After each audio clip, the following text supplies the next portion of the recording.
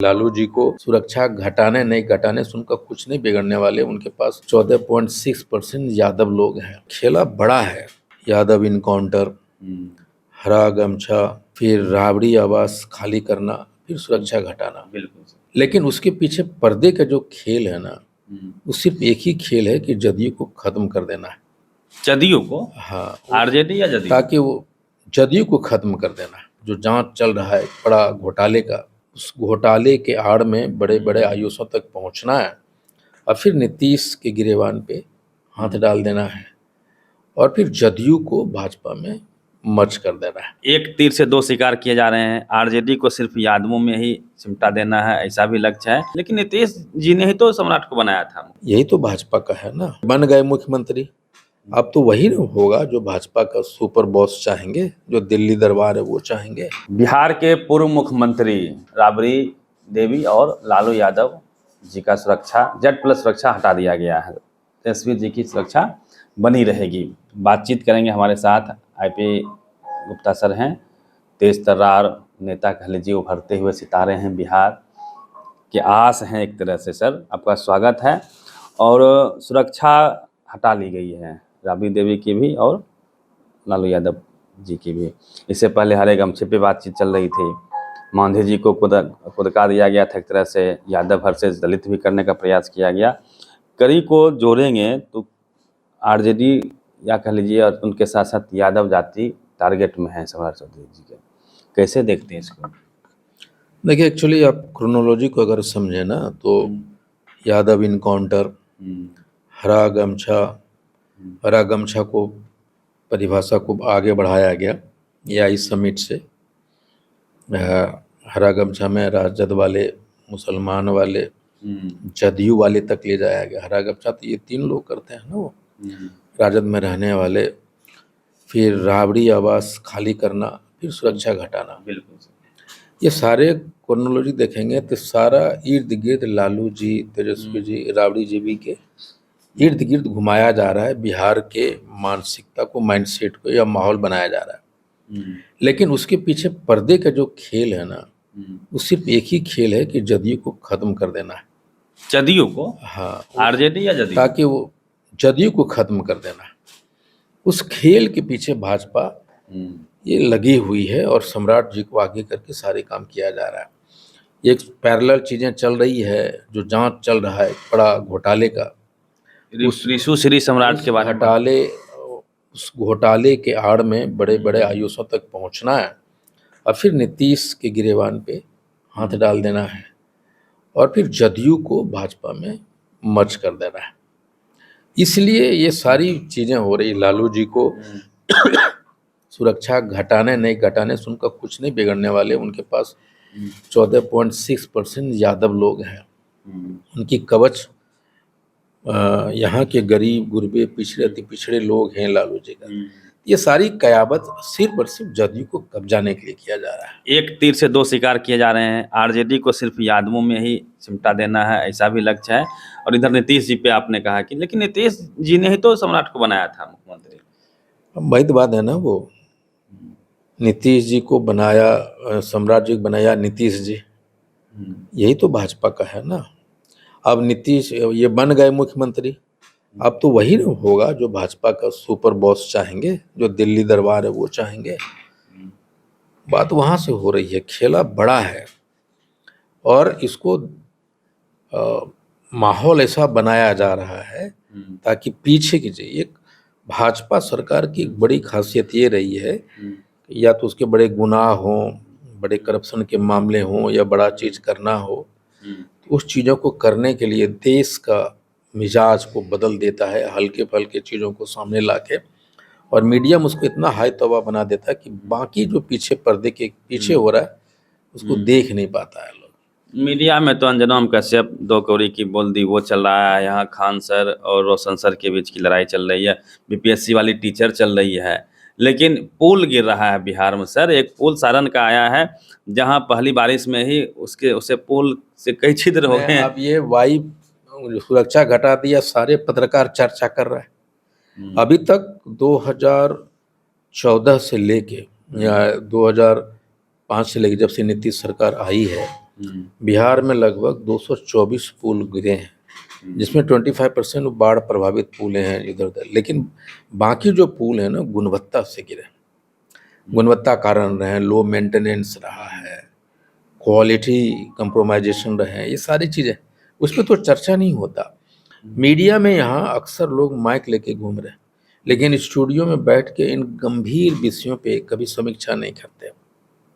और मैं कह सकता हूँ कि अभी तक जितने भी पुल गिरा है, उसका अगर हम लोग सिर्फ बजट देख लें कि कितना राजस्व की और कौन लोग हैं जिम्मेदार, और एक पुल जिसका टेंडर फाइनल हुआ 500 करोड़ में, उसका अंतिम पेमेंट कितना में हुआ, अगर इसको देखेंगे तो कितना एक प्लान के तहत एक बड़े बड़े लीकेज, यानी फंड को लूटा गया है, इतनी बड़ी टेक्निकल लीकेज किए गए। जानबूझ के कार्य को स्लो किया जाता है, फिर 10 साल 15 साल बढ़ा दिए जाते हैं, फिर महंगाई के हिसाब से फिर से पेमेंट यही पुल जो शरण लाया सर 10 साल से निर्माणधीन है। आखिर ऐसा क्या कारण है कि अमेरिका में मात्र 4 बरस में राष्ट्रपति हट जाना है, यहाँ 5 बरस में सरकार को बदलना है, लेकिन बिहार एकलौता राज्य है जो इस सिस्टम को ISO उसके पोस्टिंग पे, उसके पदस्थापन पर लागू नहीं करते। एक IAS ऑफिसर एक ही जगह 10-10 बरस से पड़े हैं भाई, 8 बरस से, 10 बरस से। आखिर उसमें ऐसा क्या है जो बाकी IAS में नहीं है? क्या खा के आया है वो? आपने सर चर्चा छेड़ा है तो रिशु श्री का मामला चल रहा है बिहार में, ED ने कार्रवाई भी की है और SUV ने भी कार्रवाई की है सर, निगरानी विशेष निगरानी टीम ने। सर सवाल यही है कि जिस तरह से मामले आए हैं बेहद चौंकाने वाले हैं, सब लोग दंग हैं, सन हैं कि पूरे सिस्टम को ये रिशु श्री नाम का शख्स ठेकेदार नचाता था उंगली पे। उसकी हैसियत थी नचा देने की, या रिशु श्री को नचा रहा था ये लोग? सब रिशु श्री को देख रहा है, उसकी क्या हैसियत थी? हमारी आपकी क्या हैसियत हो सकती है? एक छोटा सा प्यादा था वो। नहीं, अखबार में आ रहा है कि वो IAS IPS की ट्रांसफर पोस्टिंग मनवाने हिसाब से टेंडर करवाना। वो मुख्यमंत्री था, वो चीफ सेक्रेटरी था, वो गवर्नर था, क्या था वो? कौन है सब उसको सिर्फ उसको क्यों दोष दे रहा भाई? वो तो सिर्फ एक मोहरा था, उसकी क्या गलती थी? वो आप भी हो सकते हैं, मैं भी हो सकता हूँ, वो भी हो सकता है। खेल आगे की है। उसकी क्या हैसियत है कि ट्रांसफर पोस्टिंग? वो कौन कॉन्स्टिट्यूशनल पद धारक था वो? उसकी क्या हैसियत थी कि जिसको चाहेगा बदल देगा? ऐसा नहीं होता जब तक उसके पीछे एक बड़ी ताकत, पैसा कुछ नहीं होता। सरकार के पास पैसा का कमी होता है? मुख्यमंत्री से भी बड़ा कुछ चीज होती है। ये जो हेड लोग होते हैं, डिपार्टमेंटल ACS होते हैं, प्रधान सचिव होते हैं, उससे बड़ी ताकत होती है क्या विभाग में एक ठेकेदार की? ऐसा कुछ नहीं, वो एक मोहरा मात्र है। कौन है बड़ा खिलाड़ी इसमें? अच्छा, वो सब पता है दुनिया को। खोलेंगे ये सिर्फ बिहार में ही हो संभव है, दूसरी जगह संभव नहीं है। और हम आज न कल न परसों ये सारी चीजें 1 by 1 करके तो परत दर परत खुलती चली जाएगी।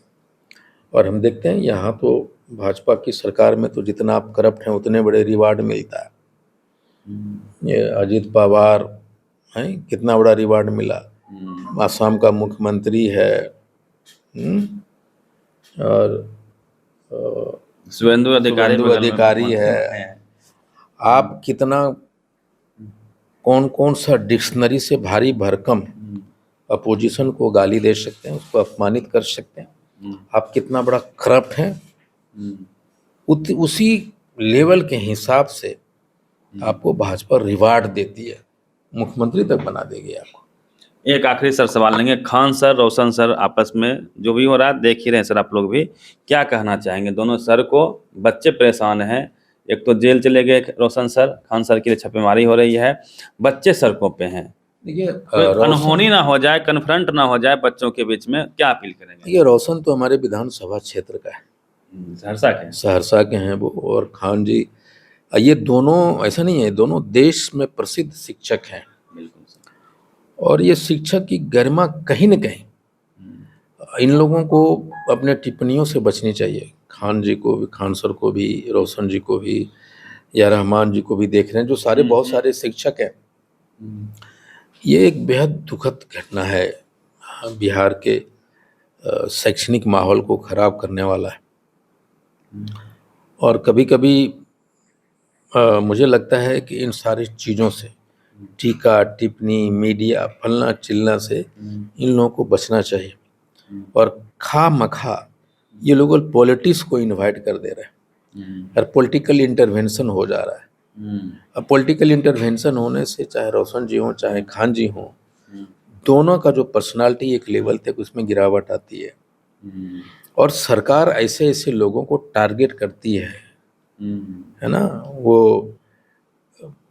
हमेशा इन जो बड़े बड़े नाम है ना उसको यूज करना चाहती है सरकार में बैठे लोग। लेकिन जो भी हो रहा है, जो एपिसोड हुआ है, चाहे बात तो छोटी थी वहां से बड़ी हो गई हाँ, है। पोस्टर को लेके स्टाफ के बीच में झड़प हुई, बात कहाँ से कहाँ चली गई। लेकिन लगता है कि मामला जल्द हो और सरकार को इनिशिएटिव लेते हुए ये दोनों के बीच के मामला को जल्द सुलझाना चाहिए। इससे शैक्षणिक माहौल खराब होता है। कुछ लोग, चंद लोग, असामाजिक तत्व जिनको कह लीजिए, वो सोशल मीडिया पे आके खास करके हिंदू मुस्लिम का एंगल दे रहे हैं, इस विवाद को यादव वर्सेस मुस्लिम कर रहे हैं, उनको क्या कहेंगे? इनसे बचना चाहिए। नहीं, ये तो पॉलिटिक्स कर रहे हैं ना ये लोग। ये सब भाजपा के लोग होंगे जो इस तरह की बातें कर रहे होंगे। और कुछ हार्डकोर समर्थक होंगे, रोशन जी का हार्डकोर समर्थक होंगे, खान जी का, तो आपस में। लेकिन घाटा बिहार को हो रहा है, शैक्षणिक माहौल को हो रहा है, एजुकेशन सिस्टम को हो रहा है। और इनके द्वारा जो ब्रिलियंट स्टूडेंट को बनाया जाता है, उन लोगों को घाटा हो रहा है। मैं तो कहूँगा कि दोनों को बैठना चाहिए, अकेले मिल लेना चाहिए। हाँ मिलना चाहिए। और जो भी ईगो है दोनों का, एक दूसरे से माफ़ी मांग ले। हम तो देखे जब खान बीमार थे तो रोशन जी गए थे, बिल्कुल सर। है ना। उस माहौल को दोबारा जिंदा होना चाहिए। चलिए, बीपीएससी का जब प्रोटेस्ट हो रहा था तो खान सर बीमार पड़ गए थे। रोशन सर प्रभात मेडिकल हॉस्पिटल में उनसे मिलने के लिए गए थे, पानी भी पिलाई थी और शानदार माहौल बना था। वही माहौल क्या फिर से वापस बहाल नहीं होना चाहिए? क्योंकि बिहार के बच्चे सड़कों पे हैं, उनका एग्ज़ाम, सर पे एग्ज़ाम है, टीआरई 4 का वो आने वाला है। तो बच्चे खास करके परेशान हैं। जाति धर्म को देख के जो लोग टिप्पणी कर रहे हैं, उनसे सलाह है कि आप इस बिहार को बदनाम करना चाहते हैं, आप बच्चों के भविष्य के साथ खेलना चाहते हैं, अलग माहौल पैदा करना चाहते हैं, इससे आप बचिए। पुलिस भी सख्ती से इन लोगों से निपटे। और साथ ही साथ जिस प्रकार से सरकार का चेहरा के पीछे चेहरा छुपा है, सर ने कहा है कि ऋषु श्री सम्राट जिस तरह से खेल रहा था और जो सिस्टम में दीमक की तरह भ्रष्टाचार व्याप्त हो चुका है, उससे ध्यान भटकाने के लिए कहीं ना कहीं राबड़ी देवी जी को टारगेट किया जा रहा है, सुरक्षा की बात हो रही है और इस तरह के मुद्दे उभारे जा रहे हैं। गमछा, हरा गमछा का भी मुद्दा उभारा गया। पूरी बातचीत को लेके आपका क्या मानना है? प्रतिक्रिया कमेंट बॉक्स में दीजिए। Ravi Mehta, the activist, Patna.